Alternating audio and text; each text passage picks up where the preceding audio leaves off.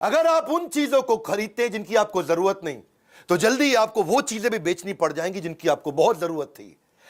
दूसरा, if you can not control emotions, you can not control your money. तीसरा, if you don't find a way to make money while you sleep, then you will have to work until you die. अगर नींद में भी तू पैसा नहीं कमा पा रहा है सोते सोते, तो तुझे सारी जिंदगी काम करना पड़ेगा। नमस्कार, मैं Vivek Bindra, founder and CEO बड़ा बिजनेस.com। आज बात कर रहा हूं वॉरेन बफे की। गेम चेंजिंग वीडियो है। दुनिया के 4 सबसे अमीर आदमियों में उसका नाम आया पिछले 20 साल तक। कभी रैंक 1, कभी रैंक 2, कभी रैंक 3, कभी रैंक 4। 2008 में दुनिया का सबसे अमीर आदमी था। आज भी तीसरे या चौथे रैंक पे है, लेकिन पिछले 50 साल से उसी मकान में रह रहा है। लोग उससे मिलना चाहते हैं, मिलता नहीं किसी से। एक बार बोली लगाई गई, मैं मिलूंगा वॉरेन बफे से, लंच करना चाहते हैं। बोली लगाई तो उनके लंच के लिए 35 करोड़ रुपए उनको दिए गए कि मैं आपके साथ 1 घंटा लंच करना चाहता हूं। वॉरेन बफे ने 35 करोड़ खुशी खुशी लिए, ले आ भैया 35 करोड़, और दान में दे दिए।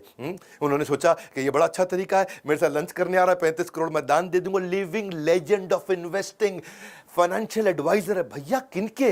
दुनिया के बड़े बड़े प्रेसिडेंट्स और दुनिया के बड़े बड़े बिजनेस टाइकून्स के financial adviser. His words are not words, they are world to the world. Hindi में बोलूं क्या? उनके शब्द शब्द नहीं है, वो दुनिया के लिए पूरी दुनिया है। यानी कि वो कुछ भी बोल देते हैं भैया, गेम चेंज हो जाता है। 1970s की बात कर रहा हूं, 50 साल पहले भी वो जिस स्टॉक को खरीद लेते थे ना, उस स्टॉक का भाव अगले दिन 10% बढ़ जाता था। बात समझो। एक उसका नेब्रास्का वो स्टेट है सेंट्रल यूएस के अंदर, वहां पे उसका एक दोस्त हुआ करता था, वो बाद में माइक्रोसॉफ्ट ज्वाइन कर गया। कहानी बता रहा हूं, गेम चेंजिंग।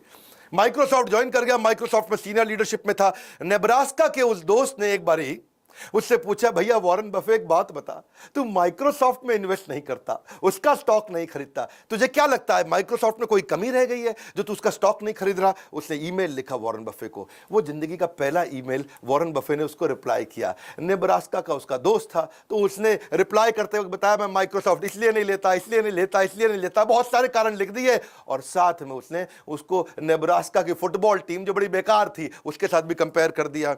अब वो मेल तो कर दिया, एक मेल किया था, लेकिन थोड़े दिन के बाद जो वहां की सरकार थी, यूएस गवर्नमेंट, उसने उस मेल को ट्रैक करके निकाल लिया। उन्होंने उस मेल को, प्राइवेट मेल को पढ़ा, और वो उनको लगा कि ओहो, इससे तो हमें माइक्रोसॉफ्ट के बारे में बहुत कुछ समझ में आ रहा है। वॉरेन बफे ने यह बात बोली है। वो मेल जाकर के बाद में वॉल स्ट्रीट जर्नल के अखबार में छप गई।